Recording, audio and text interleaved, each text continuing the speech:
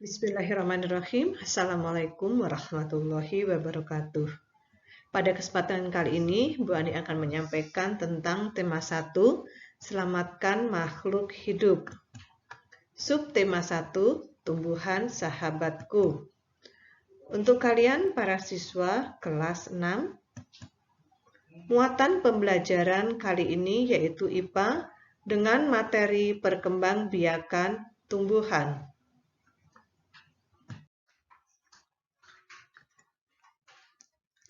Perkembangbiakan tumbuhan. Untuk memperbanyak diri, tumbuhan berkembang biak. Tumbuhan dapat berkembang biak dengan dua cara, yaitu generatif dan vegetatif. Perkembangbiakan generatif adalah perkembangbiakan yang melibatkan induk jantan dan induk betina. Ciri perkembangbiakan generatif pada tumbuhan adalah munculnya bunga. Sedangkan perkembangbiakan tumbuhan secara vegetatif adalah perkembangbiakan yang hanya melibatkan satu induk saja.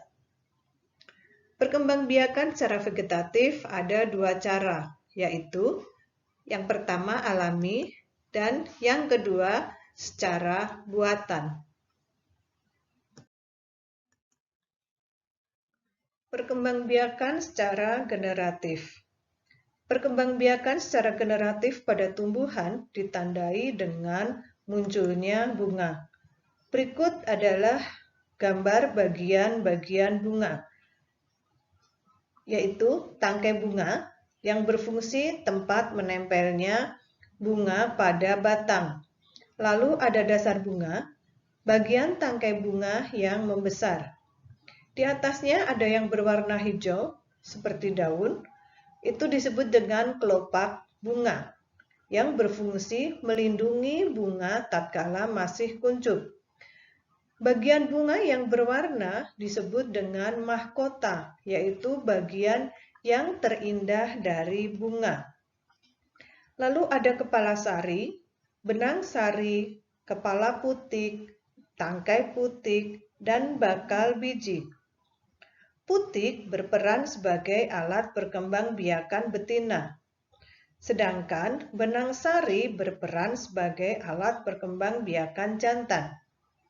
Benang sari menghasilkan serbuk sari.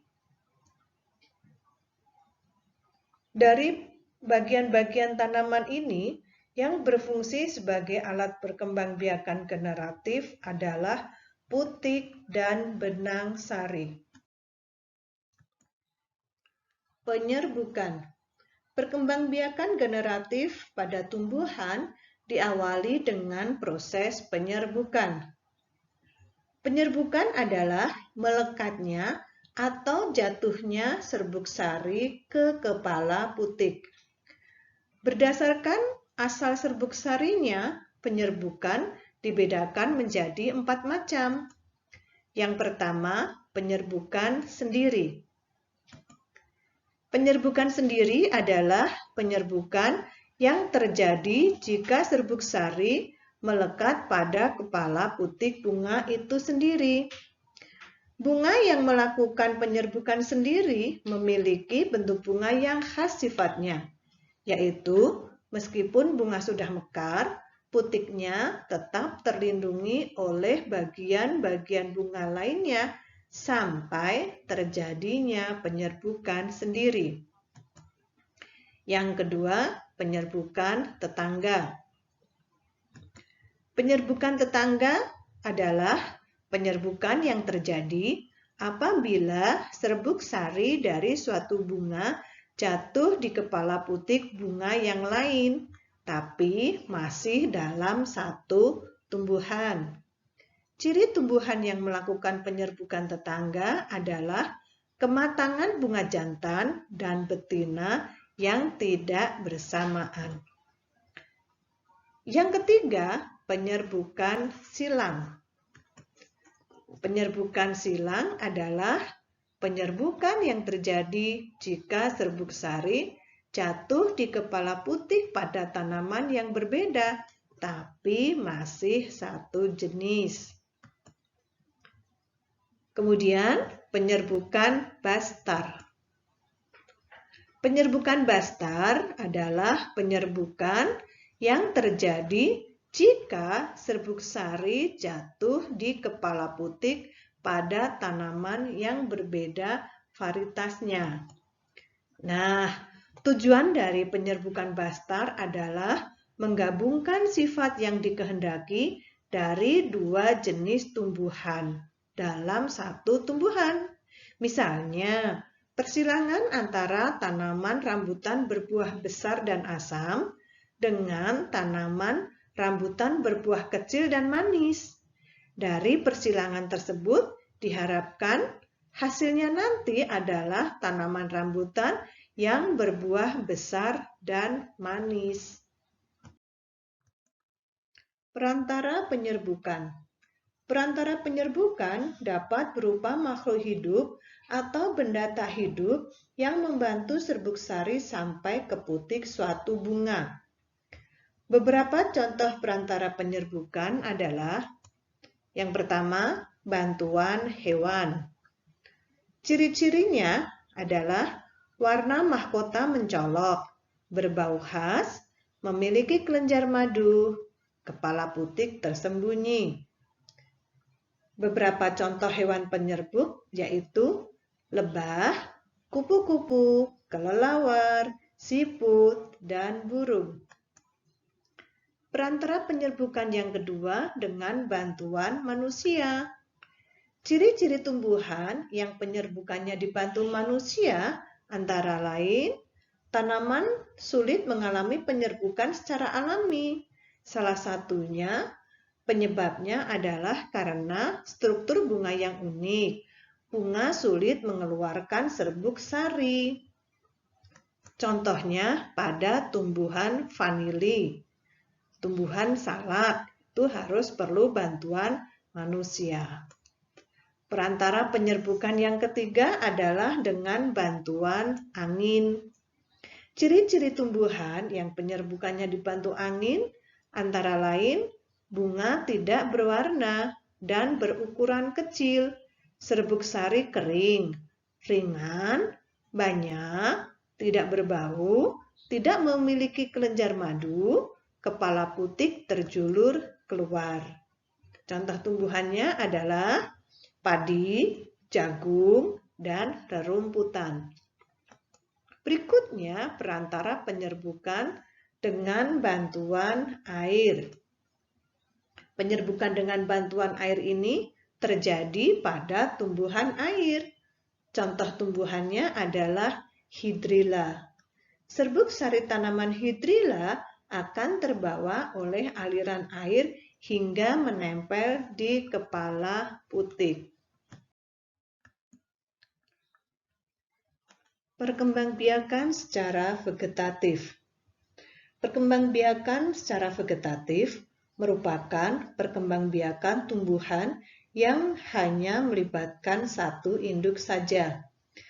Ciri khas dari perkembangbiakan vegetatif ini adalah individu baru hasil keturunannya mirip dengan induknya.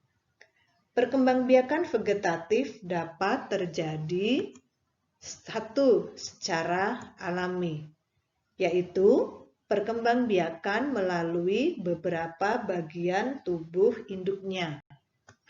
Yang kedua, perkembangbiakan secara vegetatif secara buatan, yaitu cara perkembangbiakan tumbuhan dengan bantuan manusia.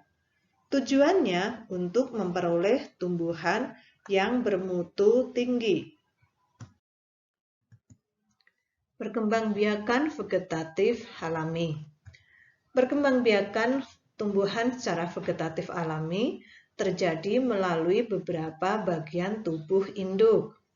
Contoh bagian tumbuhan yang dapat dijadikan alat perkembangbiakan vegetatif adalah sebagai berikut. Yang pertama, spora. Spora adalah bagian tumbuhan yang berfungsi untuk memperbanyak tumbuhan. Fungsi spora mirip seperti biji. Contoh tumbuhan yang menghasilkan spora adalah lumut dan tumbuhan paku. Yang kedua adalah tunas. Tunas adalah tumbuhan muda yang baru tumbuh dari bagian tubuh induk tumbuhan. Contoh tanaman yang berkembang biak secara tunas adalah pisang dan bambu. Berikutnya adalah akar tinggal. Akar tinggal atau biasa juga disebut dengan rizoma merupakan batang yang tumbuh menjalar di dalam tanah. Ciri-ciri akar tinggal ini adalah bentuknya seperti akar, tetapi berbuku-buku dan pada ujungnya terdapat kuncup atau calon tunas. Pada setiap buku terdapat sisik yang berasal dari daun. Contoh tanaman yang berkembang biak secara akar tinggal adalah lengkuas, jahe, kunyit. Kemudian umbi batang. Umbi batang merupakan batang yang menggembung dan tumbuh di dalam tanah. Pada umbi batang terdapat mata tunas. Jika ditanam, dari mata tunas tersebut akan muncul tunas yang akan tumbuh menjadi tumbuhan baru. Contoh tanaman yang berkembang biak secara umbi batang adalah kentang, umbi jalar, dan bengkuang. Selanjutnya, perkembangbiakan vegetatif alami menggunakan umbi lapis. Umbi lapis sebenarnya merupakan lapisan-lapisan daun yang mengelilingi batang. Umbi lapis tumbuh di dalam tanah.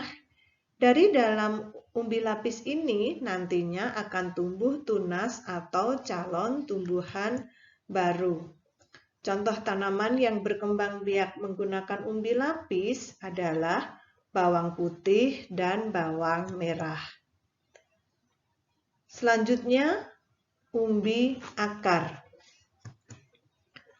Umbi akar merupakan akar yang berfungsi untuk menyimpan cadangan makanan. Umbi akar ini bukan merupakan alat perkembangbiakan. Contohnya adalah pada tanaman wortel. Pada wortel terdapat tunas di pangkal umbi akar. Jika ditanam, tunas pada wortel akan tumbuh menjadi tumbuhan baru. Perkembangbiakan vegetatif alami berikutnya yaitu tunas adventif. Tunas adventif terdapat pada tepi daun atau akar tumbuhan. Jika ditanam di tempat yang sesuai, tunas tersebut akan tumbuh menjadi tanaman baru. Contohnya, tunas adventif cocor bebek terdapat di daun, dan tunas adventif sukun terdapat di akar.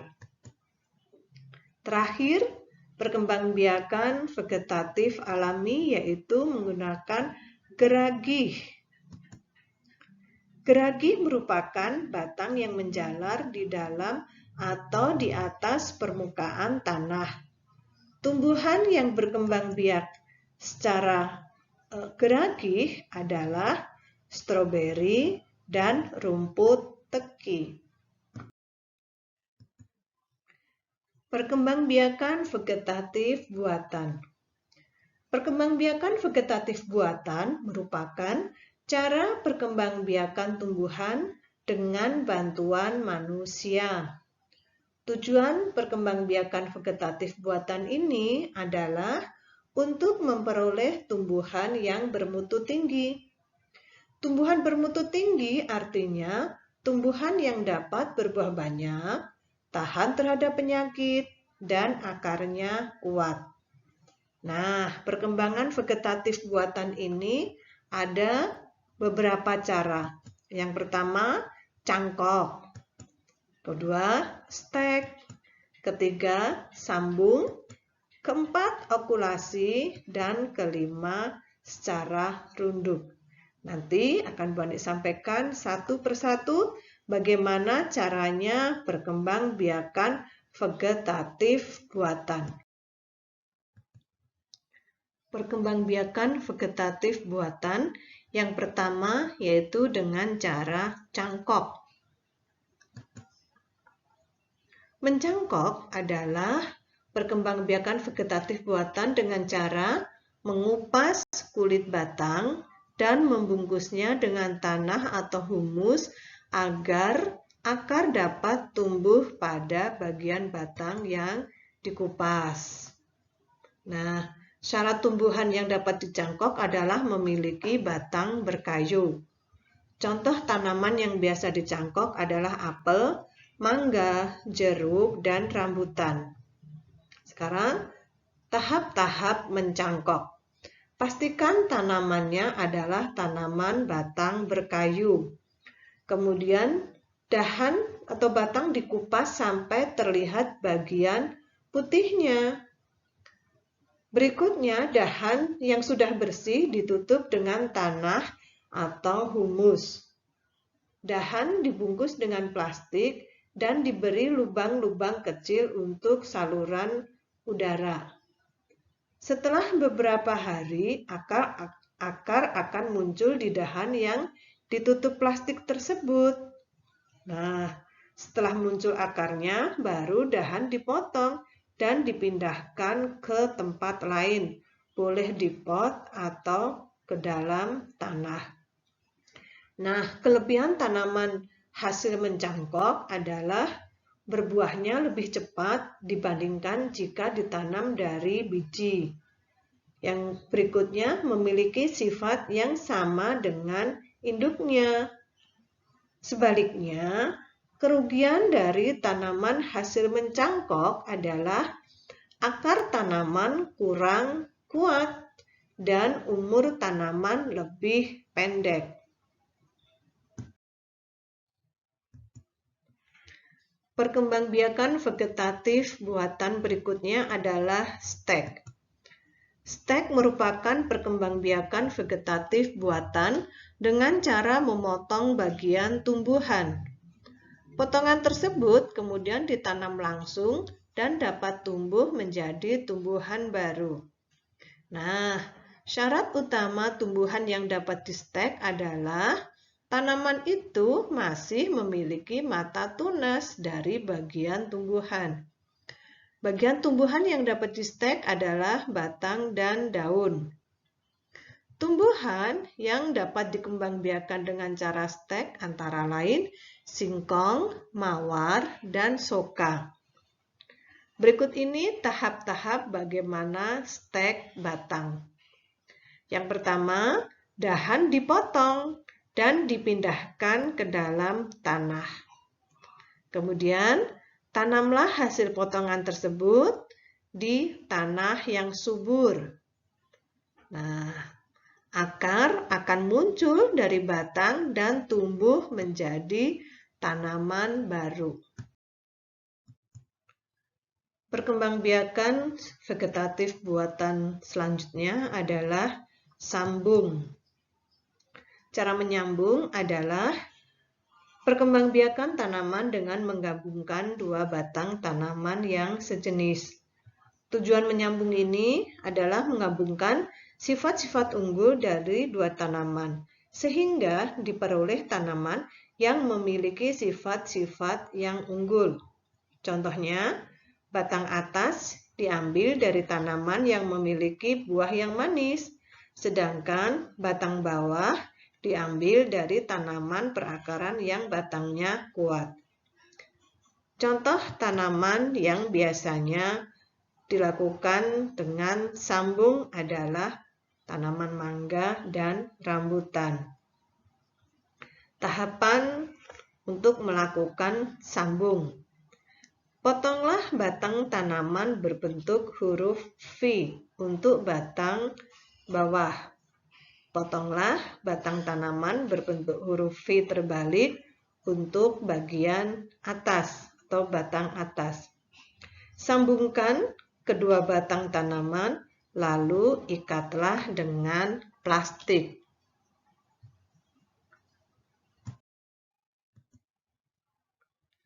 Perkembangbiakan vegetatif buatan berikutnya adalah dengan cara okulasi atau tempel. Okulasi atau tempel adalah perkembangbiakan tumbuhan dengan cara menempelkan mata tunas suatu tanaman ke batang tanaman lain. Batang yang ditempeli mata tunas berfungsi sebagai tanaman induk.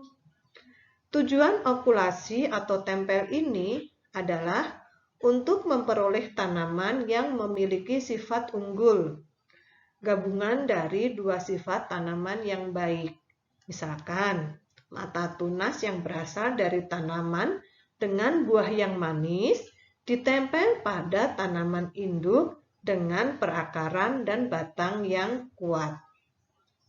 Nah, contoh tanaman yang biasa dikembangbiakan dengan okulasi antara lain mangga, rambutan, dan nangka.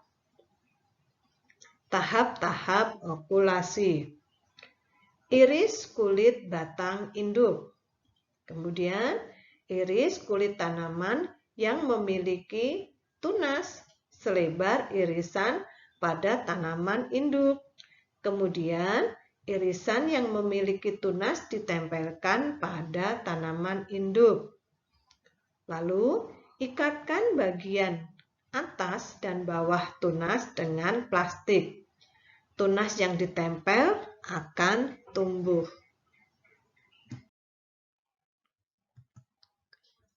Cara lain perkembangbiakan vegetatif buatan adalah runduk.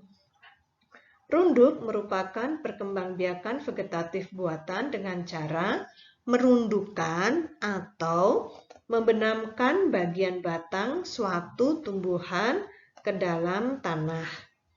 Setelah beberapa lama, dari bagian batang yang terbenam tadi akan muncul akar. Jika dipotong dan ditanam, bagian batang tersebut akan tumbuh menjadi tumbuhan baru. Nah, syarat utama tumbuhan dapat dikembangbiakan dengan cara merunduk ini adalah masih memiliki batang yang mudah dibengkokkan. Tumbuhan yang dikembangkan dengan cara merunduk antara lain arbai dan apel.